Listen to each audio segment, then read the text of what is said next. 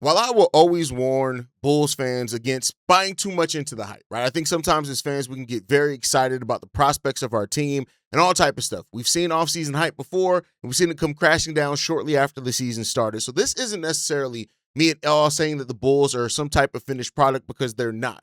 But I do think we may have to realize that maybe the Bulls are further along than what we gave them credit for and where we possibly thought that they could even be really in one off season. We're going to talk a little bit about that and why keep the expectations realistic. But I do think this Bulls team, depending on how some things actually develop this season, could be quite ahead of the schedule that we initially put out for them. We'll talk a little bit about that, plus dive into the mailbag, all that and more right after this.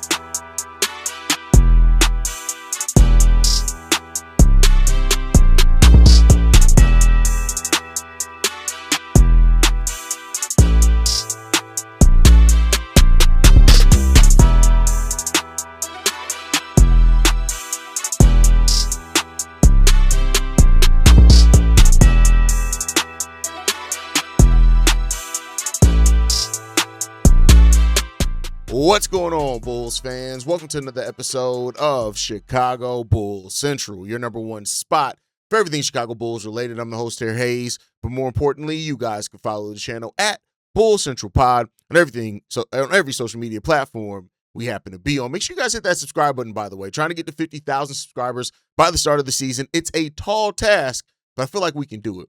With that said, let's go ahead and get into this one, man. So I want to talk about this one. The Bulls are not nearly finished, right? But the Bulls, and one of the things that we've talked about is that they do have a direction. I think that's a thing, right?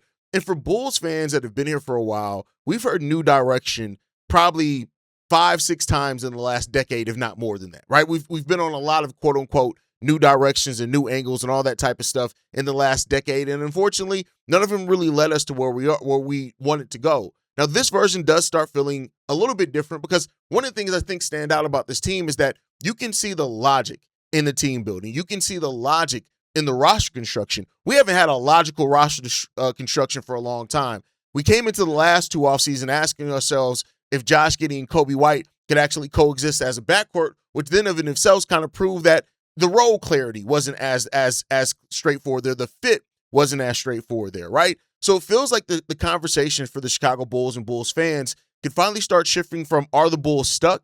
And did the Bulls really build a real developmental foundation, right?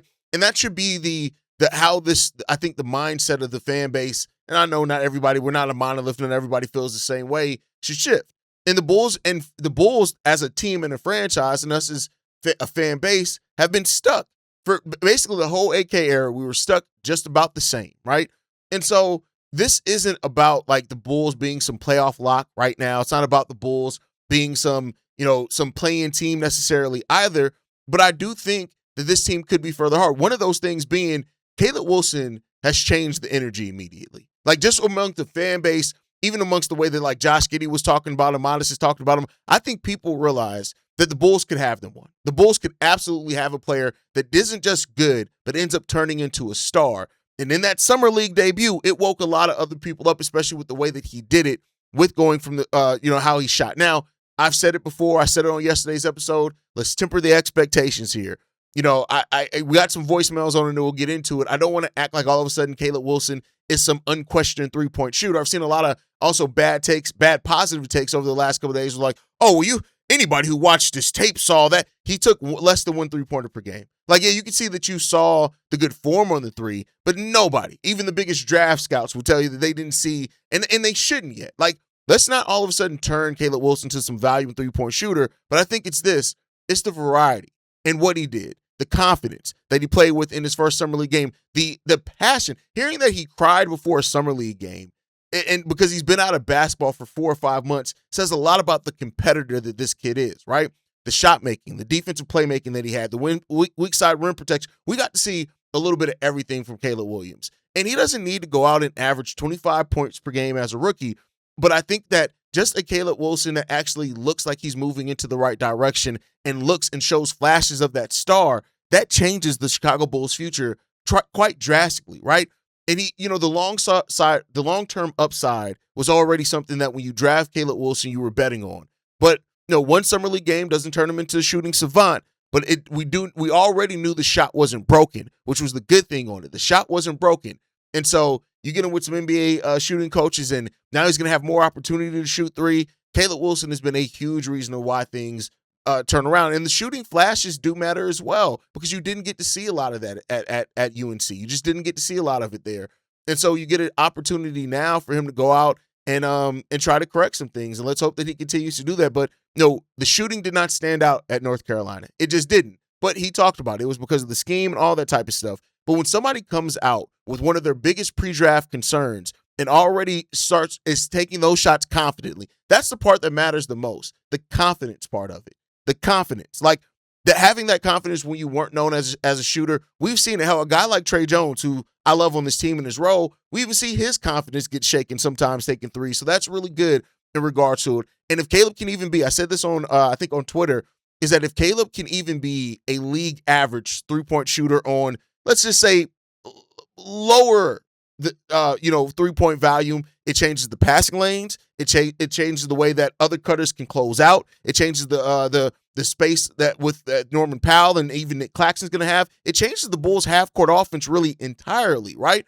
So don't overreact to it now, but it is something to keep looking out for, because if it does show itself to be a consistent weapon for him early on, it changes a lot.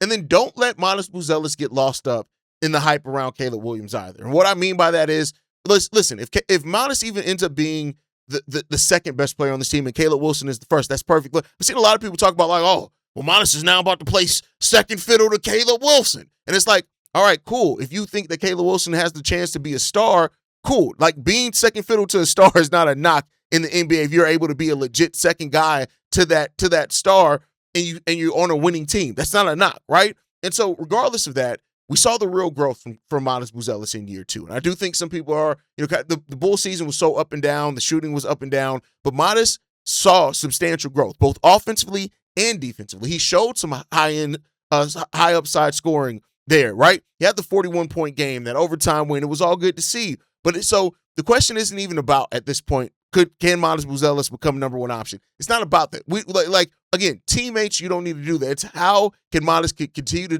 to turn into the two-way player and maximize on what he does best. I think what Modest should be aiming is between 17 and 20 points per game this year. I think that's going to be there for him. He needs to get I think 2 or 3 stocks per game as well. He can do that and just have better defensive discipline. Like, if he does those things, Modest becoming a real option on this team and a real force on this team, and that a version of this that can win. I think you want to see that leap in that year as well. And then the Josh Giddey part of it. Josh Giddey is the piece that makes pieces make sense, right? He makes all the pieces of this team make sense. And people can debate Josh Giddey good, Josh Giddey bad all that day. It doesn't take rocket science. And if you're looking at this objectively, not through a lens of hate, it doesn't take much to see that Josh Giddey could be so good for everybody on this team, especially the players in the starting lineup. While Caleb Wilson is developing how to create his own shot, Josh's ability to get him lobs, catch him on drives, get him to the three-point line, all that type of stuff. A Josh Giddey, Caleb Wilson pick and roll, especially if Caleb Wilson turns himself into a decent three-point shooter, could be very dangerous in the lanes that it opens up, not just for those two, but for the players playing off of them. The size, the rebounding, the passing, the way that he pushes the tempo.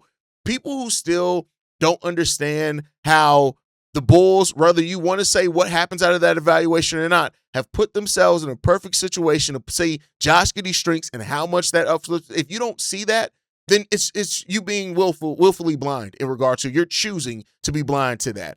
And the Bulls, like, again, they have a better roster to evaluate him fairly and to evaluate the roster. It goes hand in hand. You have now Norman Powell as a shooter and scorer next to Josh Giddey. You have Nic Claxton as the rim-running big that can also switch. You have Caleb and Modest as the long forwards that can both do some things offensively, defensively, all that type of stuff. You have the guys that can play in transition. All those type of things matter. So, that's going to be there. And I think, like I said, the blind Josh Giddey hate, criticism and hate aren't the same thing. For people who want to have actual conversations on, okay, but what about this part of Josh Giddey's game? How do we overcome that? That's cool. But the people who just blind hate on Josh Giddey, it's so silly at this point in time. And that goes back to what I said at the beginning. This Bulls roster finally has role logic. Everybody has their role in that starting lineup. We have not had that in a long time, and a role that is also complementary to each other. That's the part that stands out. And that's what Bryson Graham has brought to this team. And like I said, this team is a lot different than past teams that we try to convince ourselves had a chance to improve. Again, I'm not talking about playing or anything. I'm just talking about improving and the fact that we actually have a path now. And it seems like we are building towards that well. I mean, and so Bryson Graham has a vision towards it. And it really does seem like it's going to get there, and we're going to continue to do it. You let Josh Giddey organize. Modest is going to grow. Caleb's going to develop as well. Dailyn Swain can earn early minutes. Nic Claxton is going to try to be the anchor of the defense to show he can get back to that one. But I will say there still are concerns. And one thing that I always like to do is go to the concerns as well. The concerns coming into this season is we still don't know for sure we're going to have consistent enough shooting. We talk about what we could have in theory. We don't know that, right? Norman Powell, of course, helps with that, but you're going to need Modest, Giddey, Caleb, Swain, somebody else, these developing shooters to be consistent as well. You have a new coach. You have a new front court. You have new roles. You have new rookies. You have a new system. You have a whole new half-court creation type of problem there, right? You have these things there. Young players also can tend to be inconsistent. Rookies are going to make mistakes. Players that are thrust into roles that they haven't had for full seasons are going to maybe take some time to adjust. So there's a number of things that are going to happen into the season that makes it that could make it a bit tough. But I think that direction, man, it's good. We are not hoping off blind optimism anymore. There's reason to look at this team and believe in what we're building here in Chicago, and let's hope that continues. But all right, with that said, it's time to dive into the mailbag portion for today's episode. We got 5 voicemails that we're going to get into today. This one's from Vikram. What's up, Haize? Vikram. Yeah, so I'm just going to overreact to Summer League a little bit. I don't even know if this is like overreaction, but I think the Caleb jumper, obviously it's not a finished product. You got to see more of a sample size, or you got to see real improvement over the next couple of years to say it's going to be like his jumper is good. But let's think about it for a bit, because who really shoots 7 for 11 as a 3-point shooter in any game, whatever it is, from the NBA line, without it being like a legitimate part of their game? The whole concern with Caleb Wilson's jumper was that it's going to be on low volume. He's not going to hit it at a good rate. Sure, it might have been like a good heat check, like hot streaky night for him, right? But realistically, like the type of shots he was hitting seemed under control, like he was on balance, and he was hitting a good amount of like self-created or difficult threes. And I just feel like it's a work in progress, obviously, but it's encouraging. And I'm really excited for that. I think that's one thing, and that's going to take his game to another level, I feel like. One concern I have with his game yesterday was his inability to self-create. If he ever gets that handle, that like balance that he's lacking, it's going to take his game to a new level, and I'm really excited for that. Another thing that I really noticed was Noa Essengue's defense. Keep in mind, this is on Cedric Howard. He was clamping Cedric Howard. 6'11", super long, and can move like that on the perimeter. That is tools to be an elite defender at the NBA level. That is something that I feel like out of everything that was taken away yesterday, that is one thing that I was super moved by, and I'm really excited to see play out for the Bulls. I hope he gets a lot of run this season.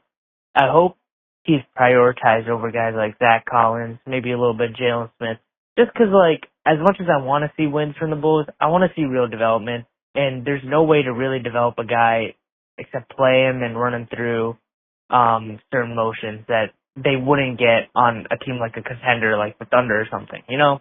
So I really hope he gets this kind of run and he's played like the defensive stopper that he has the potential to be. So yeah, just let me know what you think. It's definitely encouraging because, like you said, let's pump our brakes a little bit on it for sure. But it's something to watch. And as Caleb Wilson continues to develop as a shooter, it's going to be fun to watch how much of that develops in year one. How much of a better 3-point shooter than the draft experts and he was expected to be. How much better is he than that? Because if he comes in, ahead of schedule on that, it says a lot about his star upside and all that type of stuff. As far as Noa Essengue played a solid game. Some people are going to try to tell you that Noa played some terrible game. People making P. Will comparisons to Noa Essengue. No, Noa Noah showed a lot. And I like how he got more confident as the game went on for sure. And I can't wait to see what he does in games 2 and game 3. All right, let's get into this next voicemail, man. This one's from Brando. Hey, what's up, man? It's your boy Brando. I just want to say that I was one of those people that called in, once we got the pick, and I was like, we should get Darius Acuff, and I was really high on him coming into the draft. And I thought we should have picked him, but I have changed my mind since then. I've really grown to like Caleb a lot. I'm really feeling him now. And I did a lot of research on him, after we picked him, and they said that he was like he's feeling like a KG or whatever. But now we seeing that it's like he a Steph Curry and a KG and like a Michael Jordan mentality type player. No, but in all seriousness though, I mean, if you want to be rookie of the year, then look, you making a strong case straight out that this is how you do it, my boy. So, I'm really happy with the pick, man. It's just really starting to hit me, and it's sad that we're not gonna get to hear Stacey call no Caleb Wilson plays, man. And that's just kind of, that's rough. But man, I'm rocking with Caleb, man. Love the show, man. Peace. I never got why people legit thought that the Bulls should draft Darius Acuff over Caleb Wilson. Like, I get it that people are very enamored in scoring, and people are like, well, he can lead the Bulls in scoring. He's going to be a scorer. It's like, yeah, but you need more than just like, I'd rather build my team with a two-way piece that also has tons of scoring upside. Like, that's what I would have rather done. But it is what it is. Different strokes for different folks. Caleb Wilson is a Chicago Bull, which was always the most likely thing. And I think the thing with Caleb is that he has the right mentality. Caleb Wilson's mentality is really what separates him from a lot of kids his age, because he truly, it's not just words. He truly cares about winning more than anything. I think that says a lot about somebody that's always probably felt like they were destined for NBA stardom. He cares more about winning than anything. I think that's going to mean a lot for the culture shift that we also need in Chicago for sure. So I'm glad that people are coming over to Caleb, and let's just see how he's going to grow and develop. It's going to be really fun. And as far as Stacey, man, Stacey's definitely going to be missed. I'm still trying to mentally prepare myself for the fact that once Bulls games start, we will not be hearing Stacey King's voice, man. It sucks. But all right, let's move into this next one, man. This one's from Josh. What's good, Haize? Josh calling from Des Plaines. It's been a minute since I've left a message. I watched that game last night. Just finished watching your mailbag episode this morning. And you said something that really interested me.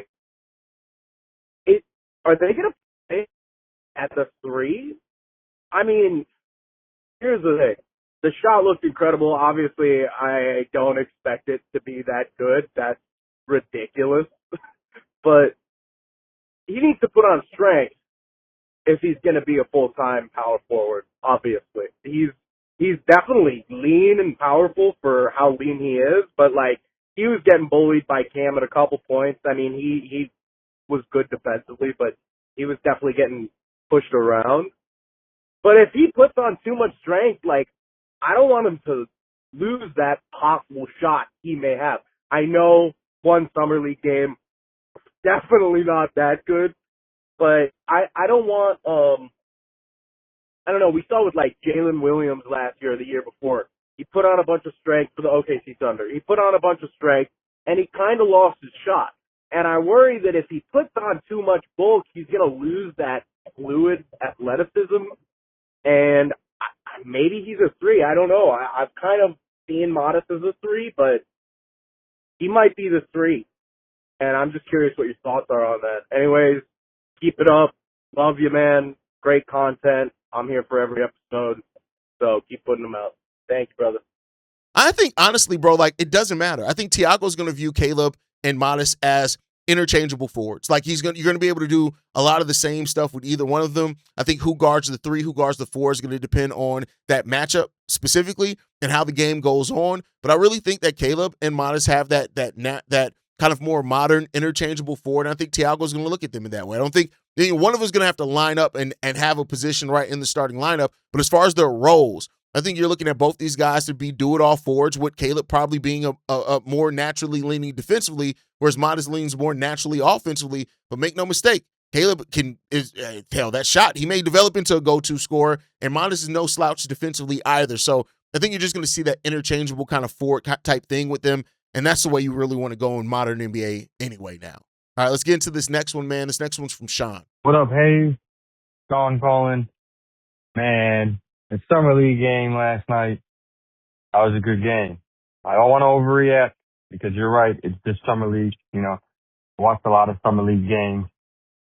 So you got different varies of the spectrum, but man, is Caleb Wilson showing us something. I don't want to be like, hey, he's the truth and he's the guy, because we all know once the real season starts, things get kicked into a high gear. But I'm really not calling to talk about Caleb because everyone's talking about Caleb. I want to talk about Noah, and I want to talk about Dailyn. I am one who is higher on Noah than most. Now, I know Noah didn't put up 25 points and was, a monster offensively, but on the defensive end, which is where we need players to really thrive and want to hang their hat on, Noah had 4 blocks. I think he had like 2 steals. I don't got the stat sheet in front of me, but dude defensively turned it on against Cam Boozer, Cedric Tower. He, like you said, as the game was going, he turned it on more and more. I think Noah can be a good player, and I do think Noah could also, if he put some pounds on, play center behind Nic Claxton. So you could potentially have Modest Buzelis, Caleb Wilson, and Noa Essengue on the court at the same time, which I'm actually looking forward to. But Dailyn Swain, I don't think he's a point guard. I think he would be a good 2-guard. I do think the shooting will come around from him. If you look at his stats throughout college, they just improved. I think you're right. I think Tiago is trying to experiment with it throughout the Summer League, but I don't think he could play point guard in the NBA. Let Josh Giddey cook. Let Josh Giddey do his thing. See Red Bulls Nation. It's a new era. I think Bryson Graham did a good job. Let's go. I mean, listen, like I said in the last voicemail, the mentality of Caleb Wilson separates himself from everyone else. You know, he's going to fight. He's going to grow on and off the court, right? Like, he's somebody that you trust that he's going to be able to maximize on his potential because he loves basketball. He's a gym rat. He's going to be in there working each and every day. And I love that about him. And I think you want to build your team with more and more people like that. And as you do that, that's how you build a culture, right? That's how you build a culture on a team. And that's something that the Bulls have been lacking for a long time as a franchise, is a real culture. So I think we're going to get that. As far as people like try to act like Noa Essengue some type of bust already, they're doing too much. Like, to be honest with you, he's too early in his career. He hasn't done, haven't even had a chance to really show as much for anybody to be calling him a bust yet.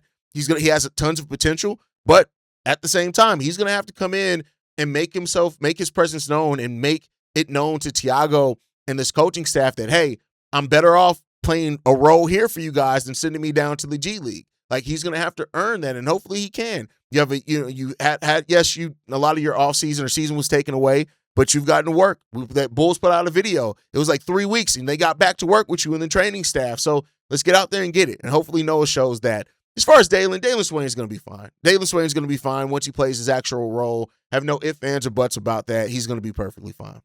All right, let's get into this last voicemail, man. This one's from Alt Vaughn. What's good, Bulls Nation? This is Vaughn from Indianapolis, Vaughn, whatever y'all want to call me. I'm not even talking about Caleb today, man. I mean, 35 points, 7 for 11, that damn near speaks for itself, man.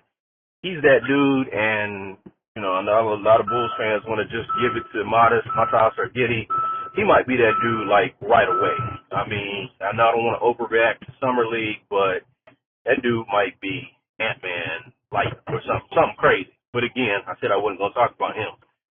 Bigger than not having a point guard for the summer, I'm thinking about not having a 2-guard for the season. That's more my concern. We're fine at the point. We got Josh, we got Trey. Trey's probably one of the better backup guards in the league, point guards, and Dillingham will be fine as a 3rd guard. He's got a high turnover to assist ratio, but as a 3rd point guard, I can live with Rob Dillingham. Haize, where I need you is what's out there as far as free agent, like kind of marksman. Because we don't have any backup to Norman Powell. I'm on record kind of telling y'all Dailyn Swain is probably not a 2. He's definitely not a point. I think he plays more like a 3. One of the commenters said kind of like a young Jimmy Butler, and I do kind of see that. But I think we need a backup 2 in the worst way. I don't want Max Strus and $16 million. I want a guy with upside, not some journeyman who we know, where the top of his ceiling is. I would love for Sensabaugh to be made available, maybe because of Ace Bailey and Keontae George, and now Darren Peterson. Maybe he's just the odd man out. I would love to give up 2 2s for Sensabaugh. But, Haize, I just want to know what you think about some maybe free agent marksmen that we could go get, not trade, but just who's still, out there on the market that you would prefer. One last thing on Caleb, man. This is my comp for Caleb. The dude, I think he could be like Pascal Siakam on steroids, like a more athletic version of Pascal Siakam, and that's a beast. So anyway, C-Red, man, I'm excited. Can't wait for next week. And I'm like you, Haize, shut that young buck down if, no need to keep playing them. Talk to you later. Peace.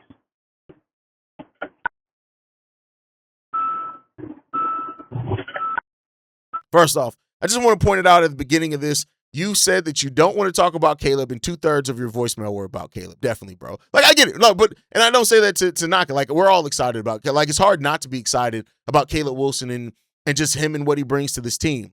But as far as the 2, Dailyn Swain's going to be the backup 2. That's just it. The 4 minutes, he's going to play some forward as well. But as things stand with the roster right now, he's going to be the backup 2. And I think even if you look to bring somebody in free agency, I don't know at this point if you're really bringing somebody in free agency that's going to push him past that. Now, you open it up in training camp, but I think that's going to be the thing. Dailyn Swain is a wing. And because he's a wing, it means he can play either the 2 or the 3. He's going to be perfectly fine at the 2, especially if he's out there with Trey Jones, who I think is going to cut him more, catch him more as a slasher. But as far as anybody out there, I mean, you're not going to get anybody else who's not a journeyman at this point in the free agency. There's not a lot of guys out there. Like, even a guy like Gary Trent Jr., who I've been talking about a lot for the Chicago Bulls to potentially take a look at, he's now off the board. And he signed a really reasonable deal to sign him, too. Like, one that I thought more than what he got. I think maybe you're looking at somebody still like Bruce Brown. Bruce Brown is somebody that can still come in, play that 2, be that veteran, a guy that's won a title. He can do some of that, stand out if you need him, right? Somebody to push, as you said, push somebody who can push Dailyn Swain to not be the backup 2, those type of things. That's really the only player that you're looking at out there now. I think Matisse Thybulle signed too. He's a shooting guard, but at the same time, he's not bringing any shooting really anymore. He's kind of more of a defensive player now. So I think that's kind of the type of players you're looking at this point. Like, I think that's just it at this point. But maybe we'll do a deeper dive on that. But I think the Bulls are really probably planning to leave that last roster spot open. Is the vibe that I'm getting. They may go through training camp and leave that last roster spot open.